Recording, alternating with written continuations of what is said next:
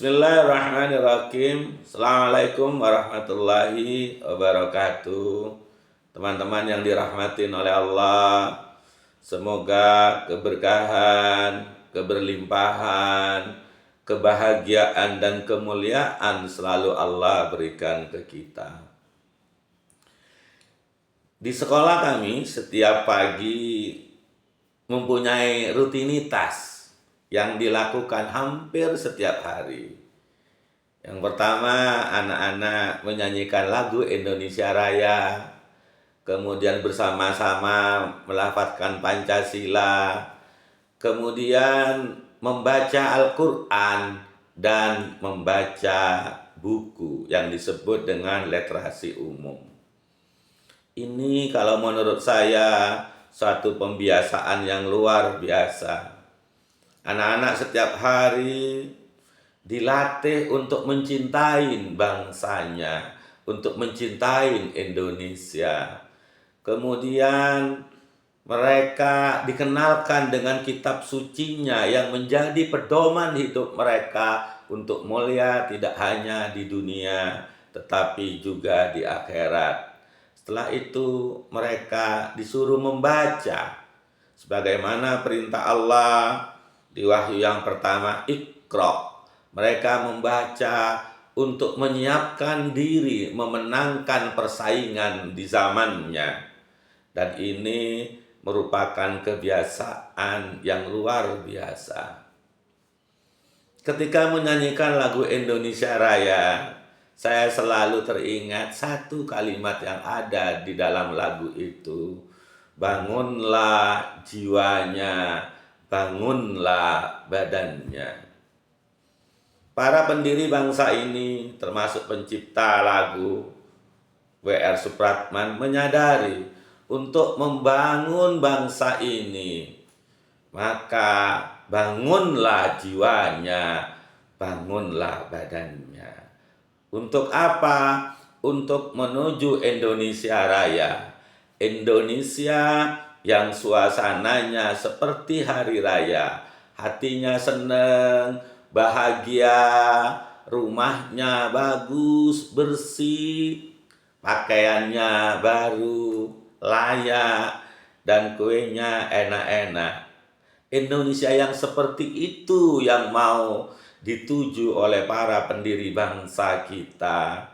Indonesia yang suasananya seperti hari raya yang kita kenal dengan Indonesia Raya, dengan membangun jiwanya baru badannya.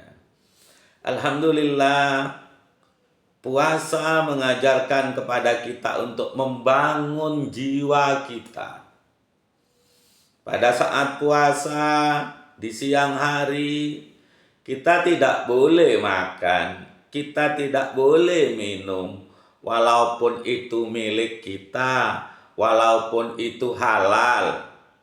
Kita diajarkan untuk menahan diri, walaupun itu halal, apalagi yang subhat, apalagi yang haram. Puasa mengajarkan kita untuk tidak marah untuk hal-hal yang tidak benar. Kita disuruh bersabar. Kita kemudian kalau ada yang nyalain kita, kita katakan saya berpuasa. Saya berpuasa, menahan diri. Disuruh memperbanyak ibadah kepada Allah. Mulut kita melantunkan kitab-kitab suci, menyampaikan hal-hal yang baik, mengajak kepada kebaikan, mencegah yang mungkar. Kita disuruh banyak bermanfaat untuk orang lain, berbagi buka, memberi pada sesama, sehingga pada saat puasa jiwa kita benar-benar dilatih, jiwa kita benar-benar dibangun. Kiai kami pernah menyampaikan, nah, jangan seperti rumah sakit. Rumah sakit luarnya kelihatan bagus, bersih, dokternya ganteng-ganteng, gagah, dokternya cantik, perawatnya cantik, pakaiannya bersih putih. Tetapi tidak ada orang yang mau masuk ke rumah sakit kecuali terpaksa. Mereka yang masuk adalah orang-orang sakit, isinya di dalamnya macam-macam orang-orang sakit itu. Sehingga orang tidak mau kembali. Lahirnya bagus, tetapi dalamnya penuh dengan orang sakit. Bangunlah jiwanya.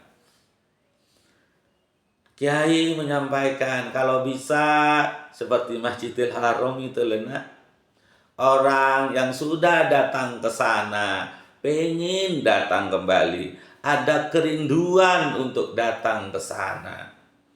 Karena di sana orang merasakan kedamaian, di sana orang merasakan kecil dirinya di hadapan Allah yang Maha Kuasa. Mereka akan berkorban, mengumpulkan uang sedikit demi sedikit untuk sampai ke sana, ke Masjidil Haram. Saya tanya, kalau tidak mampu gimana Kiai? Kan tidak semua orang kemudian diberi kemampuan untuk datang ke Masjidil Haram. Sesungguhnya Allah Maha Pengasih. Di dalam dirimu ada yang namanya Masjidil Haram. Masjid tempat sujud haram. Artinya di dalam diri kita ada yang namanya hati yang itu haram untuk mengingat selain Allah. Masjidil Haram, tempat sujud yang haram untuk mengingat selain Allah. Maka latihlah hatimu untuk selalu ingat Allah. Haram hatimu mengingat selain Allah, karena hati dicipta oleh Allah untuk selalu mengingat Allah Subhanahu wa Ta'ala. Ketika hatimu sudah mengingat Allah, maka hatimu akan tenang, hatimu akan damai, dan dari hati tenang yang damai itulah akan keluar tindak tanduk yang baik, omongan yang menyenangkan orang, sehingga orang akan kerasan, akan senang bersama dengan kita dan pengen kembali bersama dengan kita. Semoga kita selalu diberi kekuatan oleh Allah untuk selalu mengingat Allah dan memberikan manfaat untuk orang lain. Terima kasih, semoga bermanfaat. Assalamualaikum warahmatullahi wabarakatuh.